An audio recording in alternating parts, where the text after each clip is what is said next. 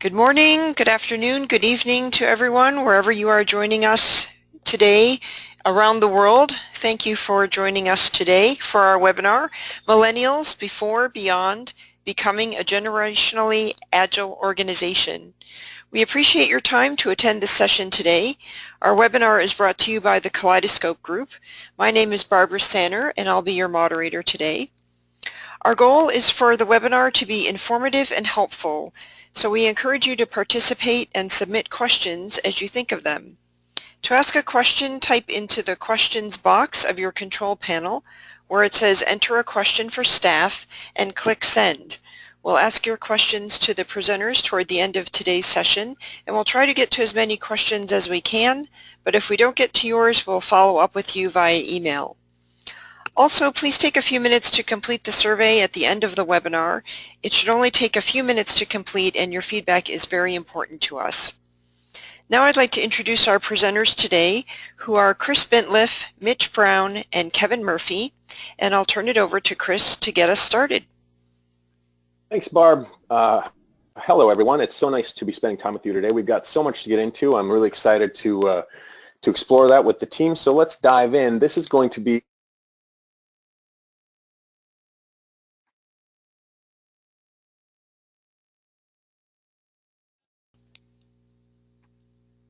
Ooh, we seem to have lost Chris's audio. Sorry about that. Chris, your audio is muted. Hey, I'm here. Okay, Sorry, great. everybody. All right, let me go back to where we were. Sorry about that. Just wanting to say good morning and so excited to spend some time with you today. This is going to be a really great place for you if you are a C-suite executive going through some challenges with your millennial workforce, your next-gen workforce. If you're an HR leader or manager, or maybe you are a people leader, a hiring manager, or you're just trying to understand the next-gen workforce in your organization. If you are frustrated with disengagement from or among the different generational workforces that you're dealing with, if you're overwhelmed with the many tips and tricks and how-tos and resources out there that promise if you just do this one thing, everything will be great. We know how that can be struggling or affecting everyone. If you're struggling to attract and retain millennial talent, or if you are anxious about the sustainable engagement for today's workforce and tomorrow's, this is going to be a really great webinar for you today. So good morning, everyone. My name is Mitch Brown, Master Facilitator, Consultant, the Kaleidoscope Group. I'm excited to be here with you today. Keep a pen handy. Take some notes. Kevin? Hey, everybody. My name is Kevin Murphy. I'm a senior consultant with the Kaleidoscope Group, and I've been with the firm coming up on 2 years now. I also founded and serve as Executive Director of Tomorrow's Truth, a millennial leadership network based here in Chicago. Excited to be here with you all talking D&I in this generational space today. Chris? And my name is Chris Bentliff. I am the Chief Marketing Officer at Kaleidoscope Group, and if we were a 3-on-3 basketball team, we would be called 2 millennials and a Gen Xer. So I am holding down and representing Gen X today, while Mitch and Kevin are both millennial professionals who have that unique perspective to share with you today. So we will be getting into it from each of our different dynamics. And so let's just get into a little bit about the Kaleidoscope Group. The Kaleidoscope Group is a full-service D&I consulting firm led by our CEO, Doug Harris. We're headquartered in Chicago and have a global reach partnering with client organizations such as yours across different industries to meet your D&I needs. The power in our firm comes from our strategic alliance partners, which allow us the opportunity to achieve any goal your organization may have. And I want to talk a little bit about our vision and core strengths. So our vision is just to free the human potential. And we hang our hat on our ability to connect with real people around real conversations, dealing with real issues, and creating real change.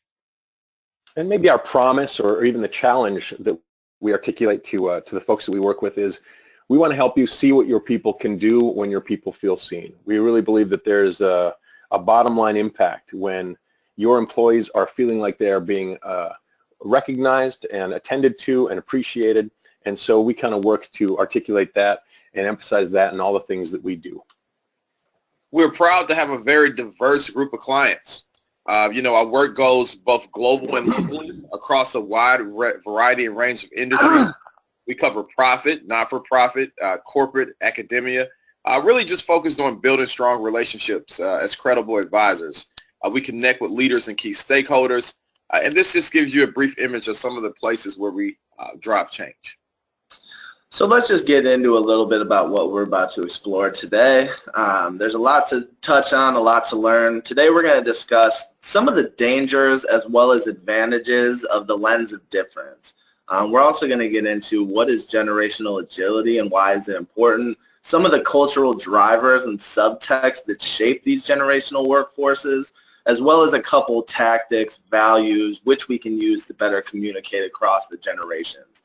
And at the end, we'll get into developing a sustainable approach to generational engagement, as well as how you can become an employer of choice for millennials and the generations to come after them. So in 2015, millennials became the largest generation in the workforce. And a study from Elance Odesk showed that 53% of hiring managers say it's difficult to find and retain millennials because millennials have a different sensibility about their work life and about their workstation. 55% of those hiring managers, they prioritize hard skills over personality. And we all know millennials bring a lot of personality into the work that they do. And so there's always this kind of tension between what we need from a hard skill place and then also how can we get the most out of the unique sort of differentiators that millennials and all generations bring into the workforce. So there was a study done that I thought was really fascinating, and it's interesting how when we look at the two most significant generations at work, how they're perceived today. So a recent survey of 200 hiring managers found some stark differences in how millennials, that's the green bar on each of these small graphs, and Gen Xers, that's the red bar, they were perceived. And so it's interesting that adaptable and entrepreneurial and even creative, they're pretty well balanced and they kind of make sense. But if you look at the top left, if you look at narcissistic and team player on the bottom right, looking at those numbers, you'd assume that millennials are pretty widely thought of as rude and isolated, and Gen Xers are super easy, great to work with team players. What's interesting, if we dig a little deeper, is that all of those hiring managers that were surveyed, those 200 people, they're all Gen Xers. They're all primarily 33 years old and older. And so the defining line of Generation X kind of became the threshold for this study. So it's basically asking a bunch of Gen Xers for their opinions of millennials. Well, two problems come into play that kind of shape today's conversation about this. The first is called unconscious bias. That's when we perceive others or the world around us without awareness of our own blind spots. This might have started with the company, this Elance Odesk, tasked with conducting this survey in the first place to just not seek out a more age-diverse group to survey. And then the second is when this information is spread out around the internet and magazines and HR journals and blogs and everybody starts citing the same kind of thing, even as I do here in this webinar, if you don't understand that bias, it's suddenly just kind of assumed as fact or as highly researched that millennials, quote unquote, are highly narcissistic at work or that Gen Xers are dramatically better team players. Well, what would happen if we surveyed 200 boomers about Gen Xers or 200 millennials about boomers? So in fact, these are real headlines grabbed from some simple Google searches online about the dynamics of these issues. And it seems like every generation is somehow pitted against every other generation. And you'd think nobody gets along with anybody at work and everybody's a mystery to everybody else and we're all doomed when Generation Z comes into significant play in another 5 years or so. Yeah, this kind of dialogue, Chris, which is largely not constructive, has each generation seeing each other through what we call a lens of difference. So take a couple of notes here. You might have questions about this at the end of the day. So it includes three different parts here. So a disconnect, exclusion, and then ultimately frustration. So it feeds a narrative that each generation in the workplace is difficult to understand or work with. Then it creates a norm around exclusion. It creates an environment of collected evidence. So for example, every time a boomer or a Gen Xer acts the way you expect them to, we take broad strokes about their identity in relation to their generation. It ignores their personal styles, their preferences, or even what kind of day they're having, and puts everything into like a narrow lens. We say stuff like, aha, well, that's just the millennial. You know, Mitch, that reminds me of Melanie. We work with a woman named Melanie. She's a consultant at Kaleidoscope. She is a millennial, and we were in a meeting not long ago, and I saw her writing madly, you know, in this notebook. And I said, "What do you have there?" She said, "Oh man, this is my whole life." And as she showed me it, it's pages and pages full of intricate notes and drawings, and her calendar and to-dos, and everything is inside this book. And Kevin jokes that Melanie is millennial in name only, but I joked to her. I said, "You're letting millennials everywhere down because, you know, where's your stylus? Where's your iPad with your Apple Pencil? Like, shouldn't this all be digital? Shouldn't everything be online for you?" But she's a good example of this kind of, there is no norm, you know, there is no, aha, that's so millennial. She is a person who wants to see and touch and have this stuff in front of her. So none of us fit neatly into these boxes, but others can sometimes put us in that box, and then there's a lot of confusion and disconnect. No question, no question. So what's the byproduct, right? Well, you know, the result of this is frustration all around. So we have a whole cottage industry of books, articles, and thought leaders all trying to teach people today about what makes millennials tick and special ways to engage with them and what to do and what to avoid. Meanwhile, millennials, we're often not even part of the dialogue. We have to rise above the noise if we're going to become truly generationally agile organizations. So let's really dig into defining what we mean by being generationally agile. So as you see here, generational agility is the ability to recognize unique or different generational circumstances, then adapt inclusively to them quickly and skillfully. So let's think about this definition a little here, right? Because the definition has two prongs. First of which is to understand, identify. So I like to say, you know, you got to be able to pick something out of a lineup. There are all types of problems, inclusive of environments have things that need to be working well. So there are different problems that can be going on. You need to know specifically when you have a generational issue. And the next thing is really about skills building, right? It's about behavior modification. And it's behavior modification and the idea that you want to be efficient and you want to do it skillfully. So it's building those skills and those tactics. So we'll talk a little bit more about how you can really do this, you know, and what are the things and tactics and kind of strategies you can apply to become more generationally agile. So let's dive into some discussion about how each generation can be valued for what makes it unique and what has shaped some of that uniqueness. Maybe it's stuff that we sometimes take for granted or we don't even think about that really shapes some of the identity of folks in these generations. And we're careful not to paint everybody with this broad brush, right? As we said about Melanie, not everybody fits a mold, but it's really helpful to kind of look at the context around each generation that has shaped some of its behaviors and some of its identity.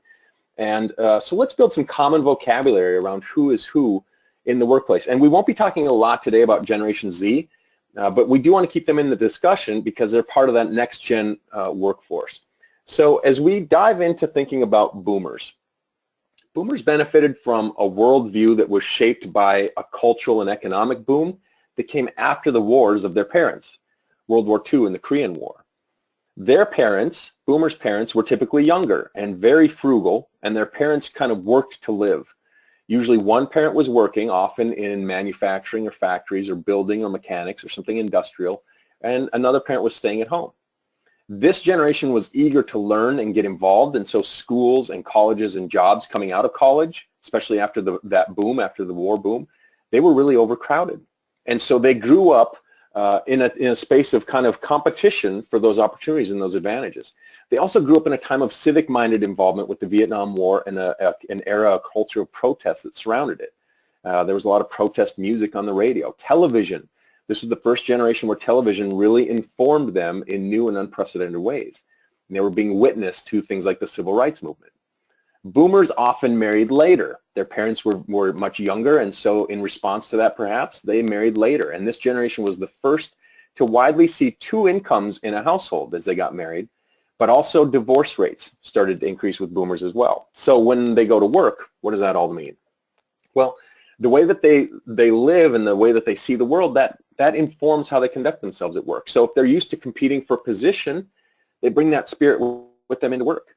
They're often very loyal, staying at a job for several years and having few employers in a career. They value achievement from themselves and others, and this can foster that kind of pay your dues view. And so while their parents were often in factories or industries where they'd face long hours and tough jobs with a provide and survive mentality, boomers were the first generation that was capable of seeing work as part of self-expression. So they value work differently, and they sometimes tend towards a workaholic attitude. And while they're competitive, they're also collaborative, having grown up with close friends in neighborhoods and families. And so their exposure to world and American events have shaped a personality where they're also not afraid of conflict. So Generation X are the children of the boomers, right? And it seems like every generation is a slight evolution of the previous or a total revolt. You know, we're gonna fix all the stuff our parents screwed up. So my generation, Gen X, is learning from our parents. And with two working parents in boomers, Gen Xers, we often walked home after school. We spent a few hours alone, and that coined that phrase, latchkey kid, if you remember that. And so we watched a lot of TV. We hung out with neighborhood friends. We played a lot of video games. And as we grew into teenagers, we got our first jobs in maybe the service industry or the movie theater or even retail at the mall, which was really blowing up when we were kids. We were largely children of the 80s, which was a time of some excess and opulence, and while the Cold War was going on, there was no major world conflict informing our worldview. So while our parents maybe had this protest mindset kind of ingrained in them, we didn't really have any of that stuff. We had Miami Vice, right? Gen Xers, we were the first generation where computer technology and its influence was widely felt. So we grew up with Atari and television and video arcades. We were the first to see Apple computers find their way into our schools. So by college age, our generation were becoming the first population of programmers and digital creatives that would shape all of the later generations. So largely because of these shifting dynamics of family life growing up, we go to work and we appreciate a lot more autonomy and independence than previous generations. So we crave independence and we thrive with that kind of thing. And we're also very flexible, so we adapt to change easily.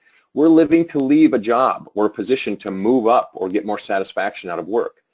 We grew up in a time when social norms were dramatically shifting, so we're naturally more tolerant of others, of other viewpoints, of other lifestyles at work. We tended to reject our parents' kind of workaholic perspective, maybe because of the two parents and we're always at home and maybe increased divorce rates. So we tend to carry more of a live-to-work mindset.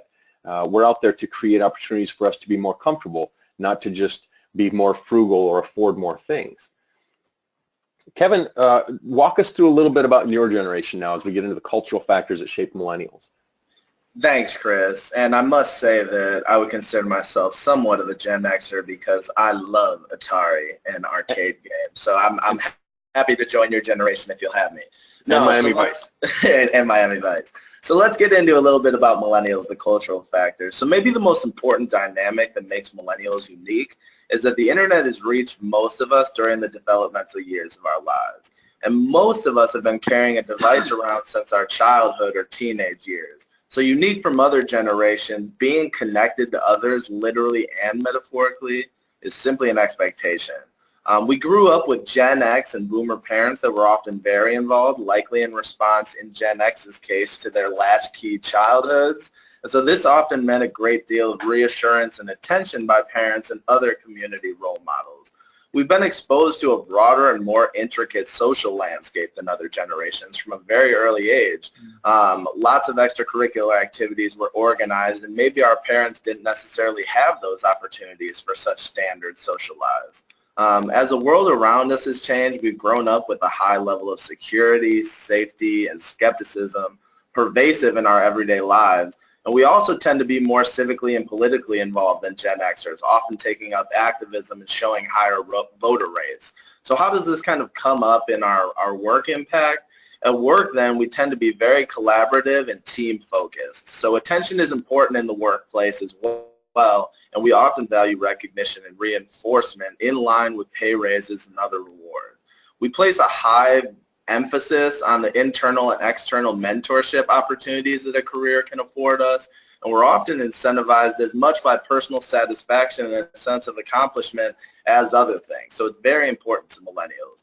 We continue the trend started by Gen Xers and can be more transient at work, often staying at a place for a few years before moving on. As such, we appreciate a workplace that affords us opportunities for movement and growth. It's important for organizations to think about the long-term career goals of millennials, whether they're with or not with your organization. And this will lead to becoming an employer of choice for other millennials, which I'll get to a little bit later on. So we see fellow millennials like Mark Zuckerberg founding and running Facebook, or Evan Spiegel founding and running Snapchat, two of these world-changing technologies. And it's easy to see why the old guard of work your way up doesn't really apply anymore to millennials. We can be very entrepreneurial, and at the same time, we're eager to become productive and assimilate quickly to standards and traditions. So millennials are expressive at work and in life as well, which is something else to consider. Where previous generations might look sideways at things such as tattoos, piercings, purple hair in a business meeting, millennials simply don't care. And so we're adept at ignoring what we think is unimportant at work, appreciating diversity, and being more interested in efficiency. Yeah, so great. Yeah, you want to transition? Yeah, great stuff, guys. So now does this mean that every individual represents or embodies the traits of others in his or her generation, or that we should ascribe or assume things about every person of a generation based on any of these cultural factors we just covered? No, right? You don't have kind of a one-size-fits-all approach here, but it does help us, right? It helps us to see our worldview, right, and how our worldview might be informed by different things than somebody else's worldview. This can help us, see and overcome our own blind spots. And just think about it. Think about those things that determine your worldview, right? Some of you right now might be thinking about your background, your education, your family, some of the things that we covered in our cultural factors, but all unique to all of our participants, over 100 people here today, in terms of what makes us unique, even within our broader categories of our generations. What happens when we start to look at other generations beyond the differences we have with them, and with a broader appreciation for the cultural, societal, and economic realities that have shaped the workforces that we're in, is that we start to see that we have things in common, right? Or at least we start to have an appreciation of each other. In fact, I think most organizations, like the ones that you represent, are looking for exactly these kinds of traits: being collaborative, being resourceful, team-oriented, authentic, balanced, with a great and diverse mix of those things. If I was to tell you that these are the traits of the next diverse team you're supposed to manage, you probably think this was pretty amazing. You probably already have this kind of potential in your organization. The key, remember, is to unlock the human potential. So to get there, it's going to take some intentional effort in creating synergy among the different generations at your workplace. One of those synergistic opportunities exists within communication. So achieving generational synergy in your organization starts with some best practices. So let's cover a few here. The first of which is just starting from a place of listening to understand. Don't wait to your turn to talk. Kind of internalize, process, reflect, be empathetic. Ask questions like, what is it like to be in the other person's position or the other person's shoes? Next is what we call understanding your own bias. What is your personal bias in this situation? Maybe it's simply a style thing, a communication preference. But as I said, we're all unique. The way we see the world, our worldview, kind of impacts our biases, right? Each person has to do some reflection on this. Millennials, happy to text about work. Mitch, it brings something to mind when we talk about the empathy of starting from a place to understand, and then what is each of our personal bias. I was reading an article that I thought was really fascinating, that really kind of struck something home that I hadn't thought of before, which was, it must be so scary for those people who aren't comfortable in the digital realm, who aren't used to carrying a device around with them all day and have maybe only been doing that the last few years because it's the way to kind of stay connected. But you're missing out on conversations that the rest of the world seems to be having. If you're not comfortable with Twitter, if you're not comfortable posting a selfie with some commentary about what you're up to at work or at play. These are ways in the new dynamic that next generations are just very comfortable communicating and expressing themselves. And if you are not that way, if you're of a maybe boomer or Gen X, that just isn't second nature for you. It isn't just sort of kind of cute or interesting. It can be scary to feel like you live in a world where it's difficult to understand how to communicate. So that comes into that play, I think, where that empathy is really important to understand that this is something that not everybody understands, these new emerging trends that are shaping the workplace and the emerging next-gen workforces. No question, Chris. And, that's an important point there. And it's got a great segue into this next element, which is to seek common ground. You got to start from a best case scenario. Instead of asking, why is this person doing this?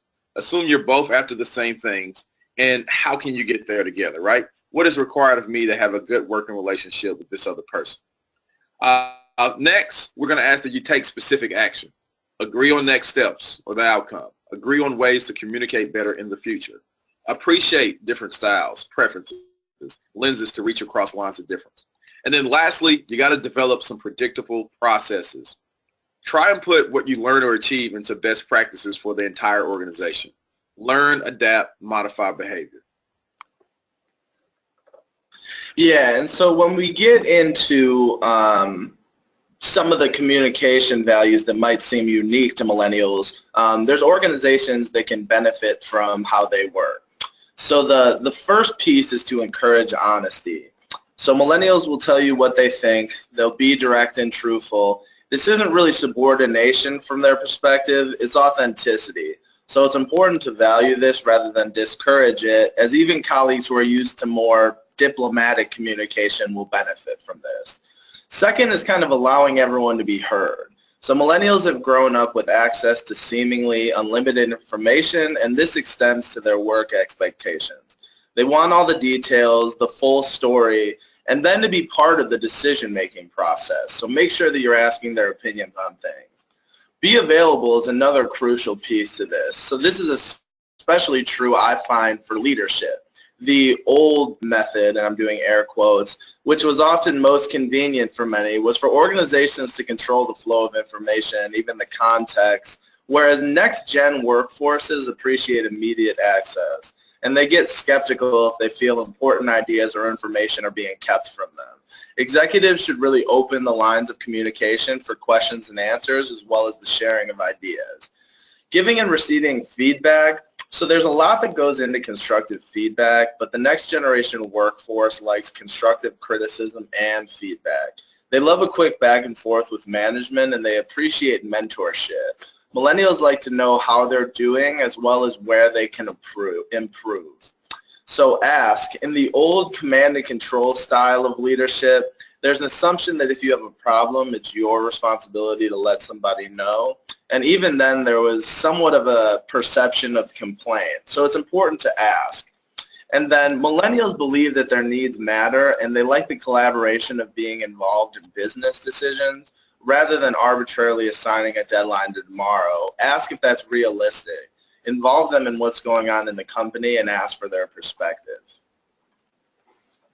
So when we look at these values through a more inclusive lens, remember we had that lens of difference where all we were doing was sort of pointing out how we don't have anything in common. Well, we start to see that, well, everybody in the organization would appreciate these things, right? This isn't a generational thing or a millennial thing. This is just kind of best practices. Be honest, being asked for input, being open and available, giving and asking constructive feedback. These are often hallmarks of a healthy culture. So inclusive behaviors mean accommodating all styles because you get the most and best out of everybody when you do. Exclusive behaviors, which can often be the status quo, that means sticking only to those things that work for some or for a few, or for the generation that's in charge, or for the way we've done things for the last year or 5 years or 10 years. And we have blind spots to what's actually best for an organization, what's going to get us to tomorrow or 5 years from now, how are we going to grow? So when a company starts thinking about accommodating different generational workforces in a way that's more agile, they can start adopting practices that will help everybody. Yep, and Chris, I think that's the opportunity to develop sustainable approaches. So write a couple notes here. Building a workplace that's sustainable for the next gen workforce is, as we've kind of seen, less about accommodating that specific or particular generation and more about thinking differently about today's workplace. So to do so, we outline a couple steps here. The first of which is to develop conscious inclusion. Now, conscious inclusion is being mindfully intentional about appreciating and involving different generations, cultures, genders, backgrounds, styles, all aspects of your organization. Being consciously inclusive helps organizations avoid unconscious bias, making decisions involving people who are most familiar to us or with whom we're most comfortable. High-performance companies today are smart to look around the room and notice the diversity around them, encouraging new and many different perspectives. Next is to demonstrate optimism. I like to consider myself very optimistic. But business cultures used to confuse seriousness with having gravity and earnest leadership skills. Today, those organizations are simply seen as negative. Like, nobody likes to work in a negative work culture. Millennials view the world with a sense of optimism, and they look to leaders for positivity. If you think about some of today's elite organizational leaders, like Elon Musk at Tesla, or Tim Cook at Apple, or Richard Branson at Virgin, these are boomer or Gen X leaders who all lead their companies through a spirit of innovation, positivity, and possibility. Next is to modernize communication. So we talked a little bit about this earlier, right? So millennials prefer the written word, where if you think about the next generation to come, Generation Z, are likely to adopt emerging communications like virtual or maybe even augmented reality. Both are going to be a product of the technology that they're familiar with, right? So Kevin kind of talked about, I can think of a device I've had in my hand for, as long as I can remember. And for millennials in this space right now for us, it's primarily texting, updating, chronicling. Be mindful of your organization's communication channels, right? You got to be mindful and be able to adapt and train to new platforms. Generational agility means being inclusive and also means being patient of the skill sets of others. What might be easy to adopt for some might be more difficult for others. Next, think mentorship. We connected on this a little bit earlier as well, but consider formal mentorship programs, right? Not just necessarily informal things. This can be a powerful resource and tool for onboarding new employees, a helpful resource for day-to-day work life, and a useful job shadow for people interested in new or escalated roles within your organization. People feel empowered by these kind of relationships, and empowerment overall is going to help your engagement. Next is, lastly here, we just talk about this idea of building community. Many organizations have employee business resource groups to help encourage culturally diverse and promote consciously inclusive mindsets and practices. Here at KG, we started an organization called Tomorrow's Truth.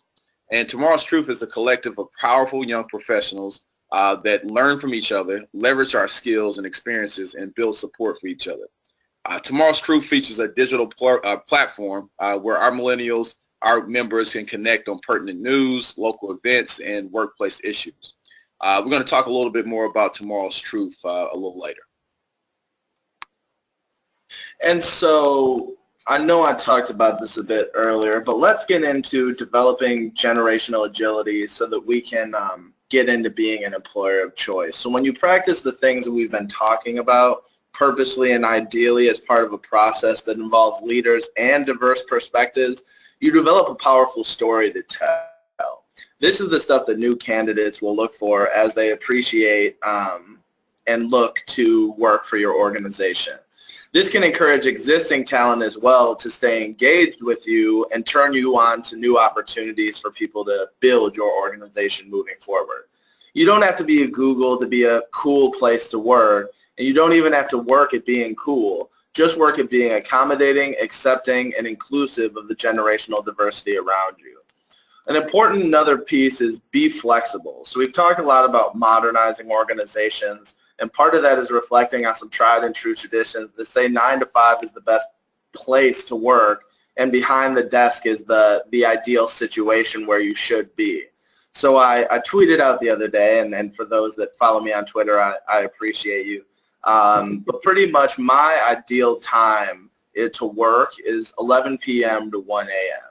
So this is a bit non-traditional, but I think that it can be logistically difficult for some organizations, but you find that when you truly value work-life flexibility, you will have people who are working for you at all hours of the day, and so you never really shut off around being productive and efficient. Also, you have employees that are comfortable, engaged, and really enjoy working for you, and so I think that being flexible is extremely important for people looking to transform their organization. And the third piece is kind of to constantly assess and adapt your organization. So there's never a goal line with developing generational agility. Smart organizations are always asking self-aware questions, examining their people, their processes, and asking how they can do it better. In 5 years, 10 years, the conversation we've been having might be shaping up very differently as millennials become managers and Gen Zs become the primary workforce. So we have to think beyond today and even tomorrow so that we're really being forward thinking in our approach to becoming generationally agile. You know, Kevin, that's all such great perspective for us to take, not just for the next gen workforces, but for all of the generations. And that's really what we mean by that generational agility. One of our thought leaders at KG wrote a great post about this recently, and he kind of has the flip side, and he says, you may have to earn the social capital and influence to make changes to policies like working from 11 to 1 to own your own work schedule. And he says, think about it, wouldn't you be more likely to listen to someone who's been killing it for 6 months than someone who still has to look both ways in the hallway to remember where the bathroom is?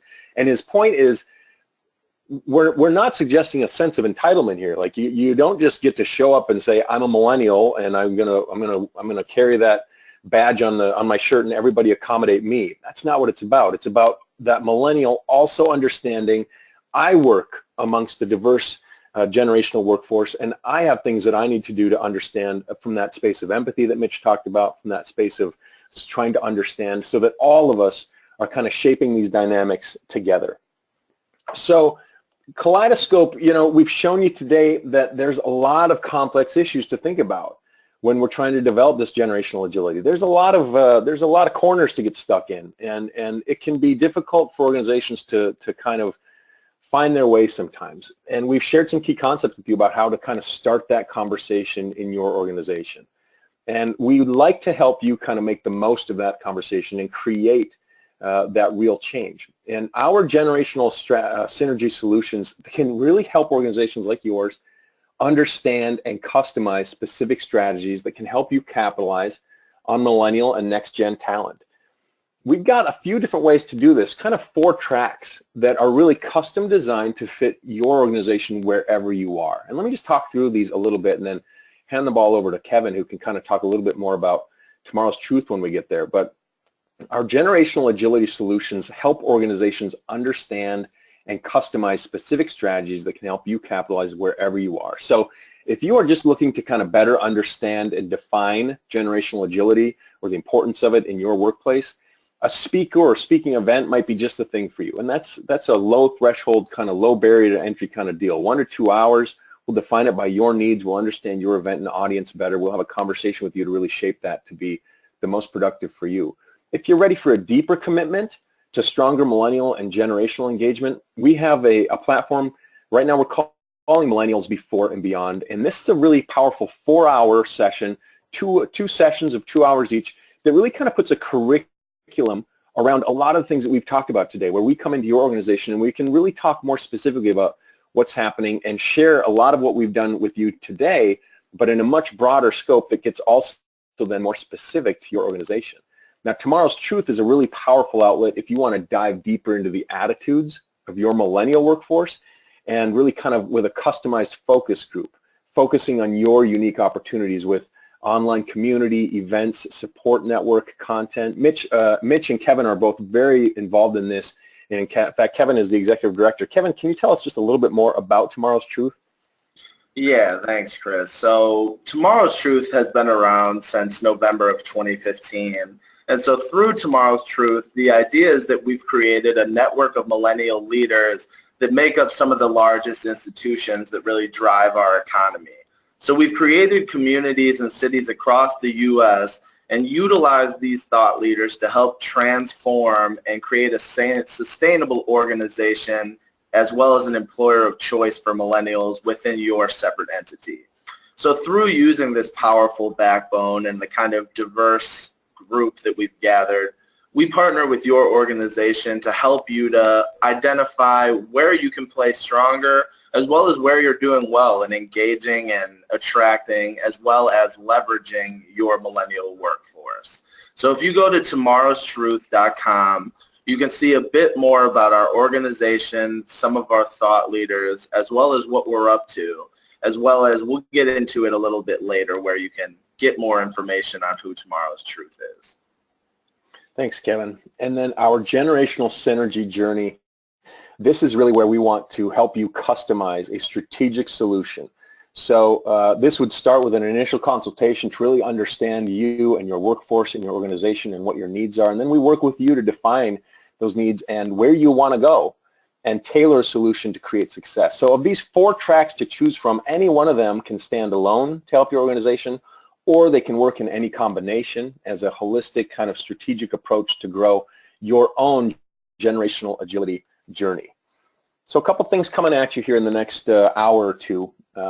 We want to share with you the Generations at Work resource. This is a PDF that you can download that really walks you through some of that content that we talked about earlier around the different cultural subtexts that have shaped each organization or each generation, and then how that shows up at work. That can be a really valuable way for you to kind of share that with others, or maybe keep top of mind as you start these conversations or continue them in your organization around that quote-unquote, why are they like that question. There's often more to it than we sort of can sometimes think.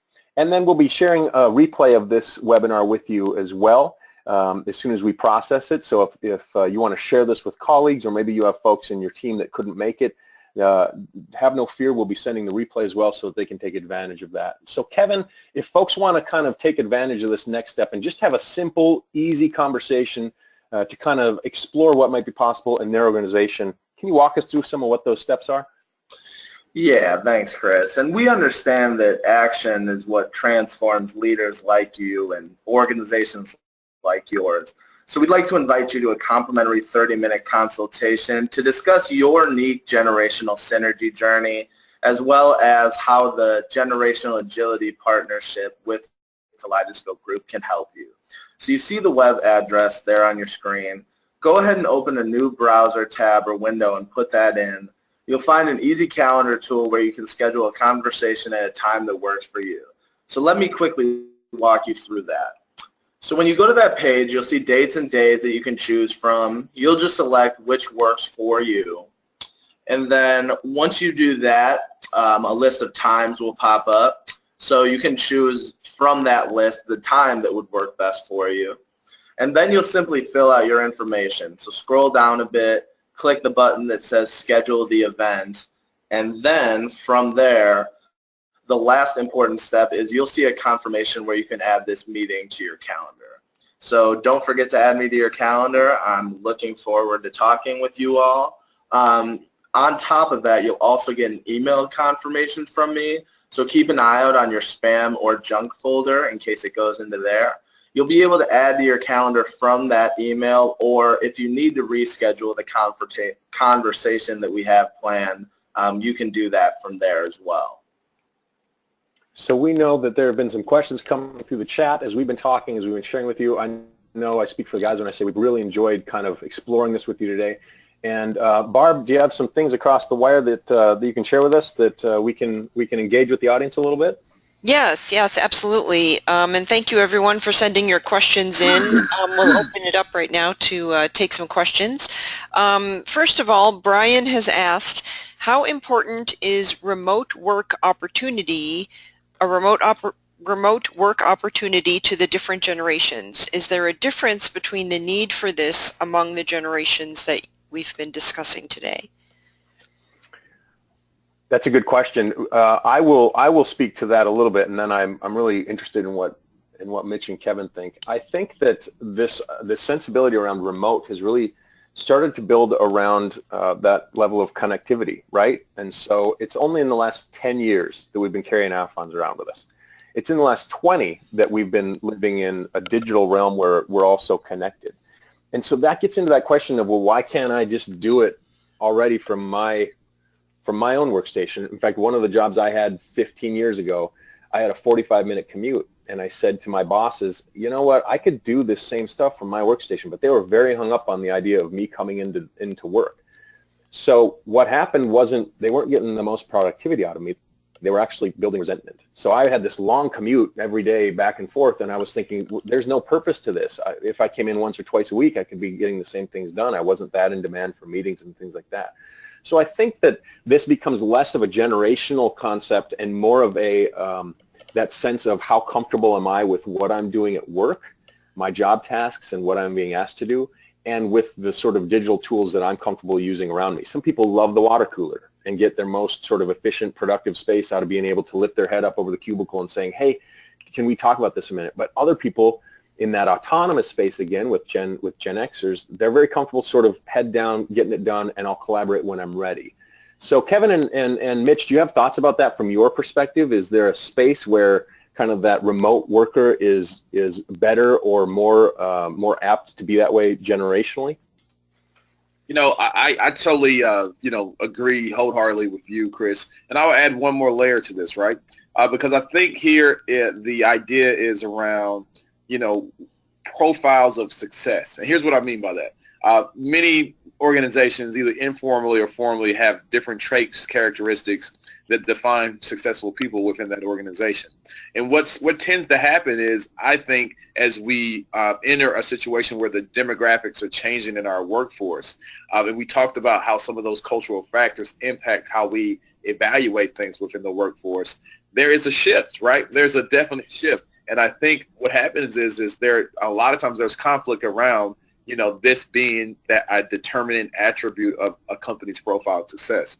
Can you be successful if you don't come in and work in this place as brick and mortar? Can you be successful being a remote employee? And then there are other things that go into that, right? Do you have the infrastructure to support and be inclusive of somebody who works remotely, right?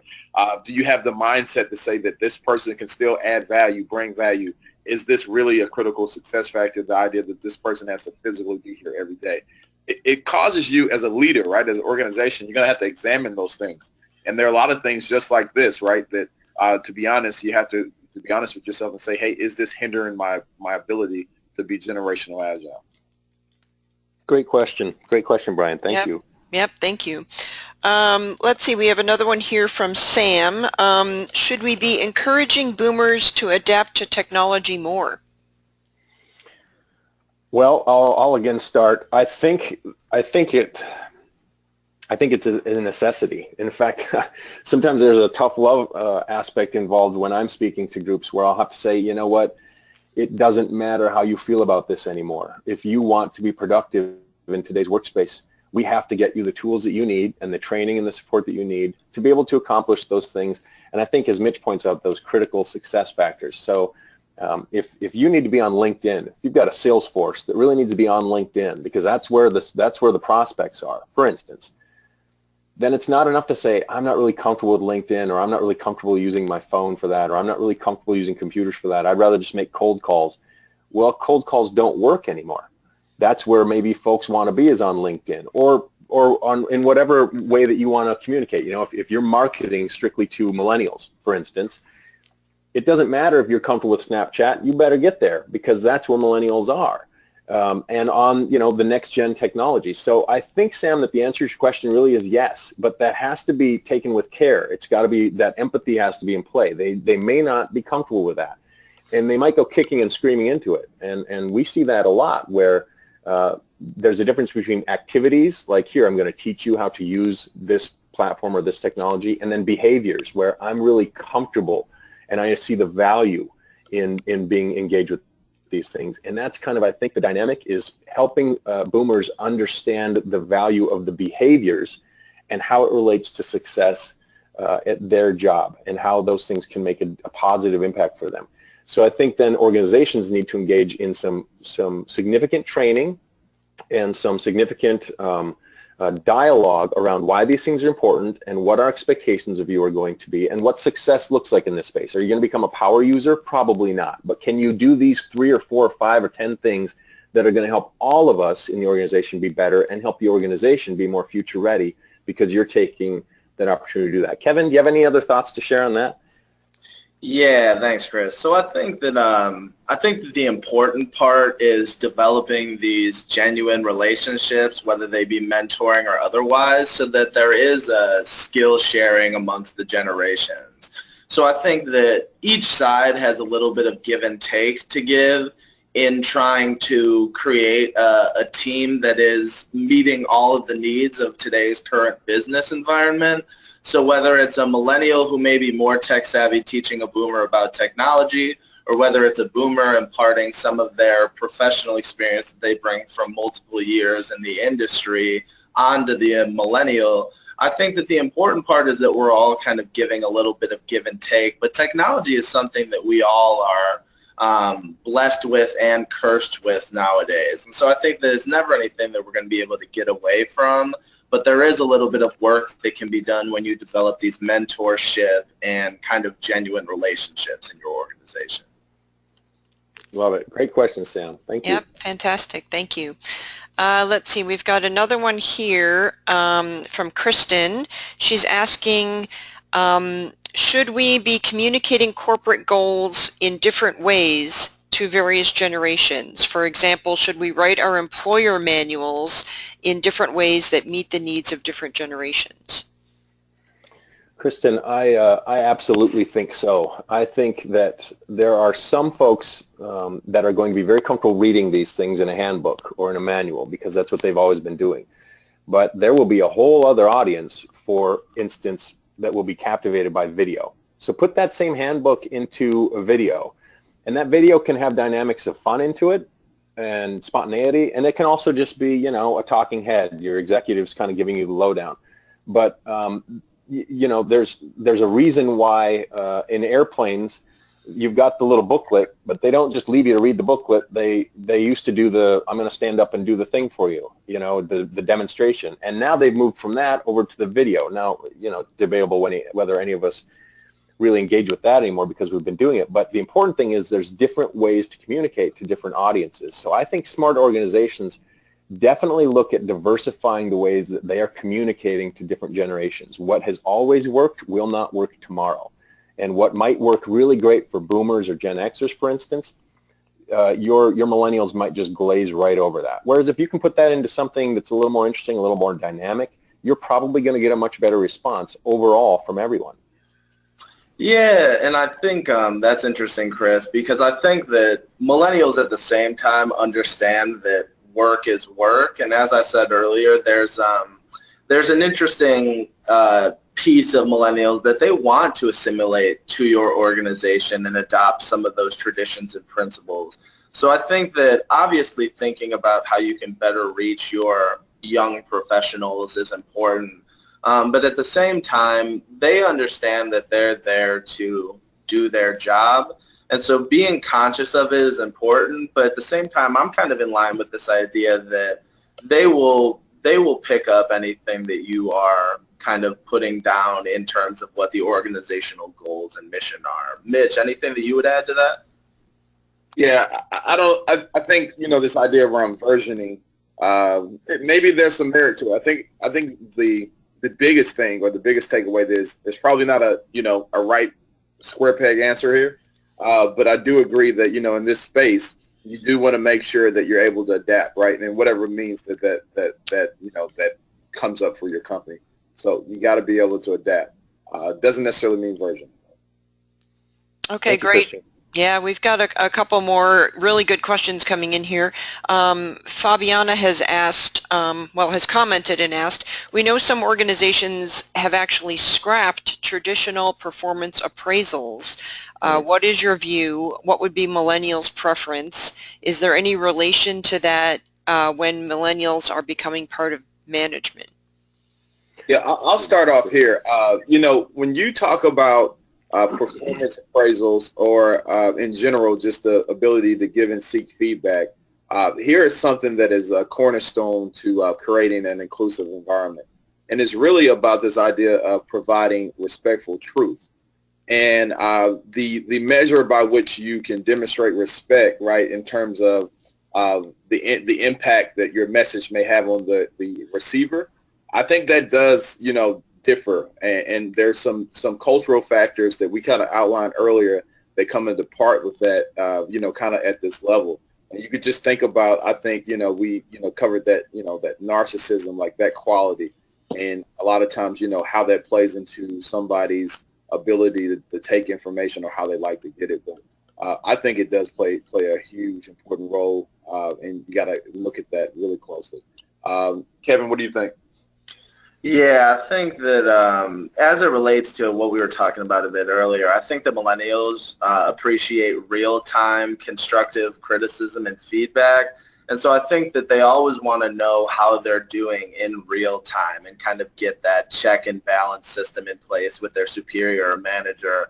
But I think that there's something to be said about traditional performance appraisals just as a way to provide a bit of structure to their working life. So I think that while kind of checking and balancing them in real time is great, it's never a problem to have some of those formalized performance reviews so that you're making sure that there is some sort of structure and you can have some of those conversations that may be harder to have in an informal of senses. Chris, anything you would add to that? These are great thoughts, you guys. I think the only thing I would add is looking at the culture of the organization. Sometimes performance reviews serve a different purpose in different organizations. So if that performance review is truly to create an opportunity for growth and change and new capabilities, then I think everyone will be receptive to that opportunity. If the performance review is an opportunity to sort of point out what you did wrong, or let's talk about a bunch of stuff and then we won't actually give you any growth opportunities or any training or instruction around that in order to achieve the goals that we're trying to set for you, not very many people are going to be receptive to that, and certainly I think next-gen workforces won't be receptive to that. So I think you just have to kind of culturally look at what is the purpose of these reviews in your organization historically. Are they still serving a healthy purpose, and then how can we activate that and energize the next-gen workforces around that? Great thoughts, great questions. Yep, fantastic. And I think we have time for one more. Claudia from down in South America has asked an interesting question on the working remotely issue. For leaders, there seems to be an issue of policy with no flexibility to allow certain employees in the workforce to disagree or to have a different time of day that they want to work. What do you recommend to change the mindset? Well, yeah. Oh, go ahead, Mitch. No. Start off. Yeah, I was just going to say, I think that it's interesting for leaders because with them, you always need to build the business case.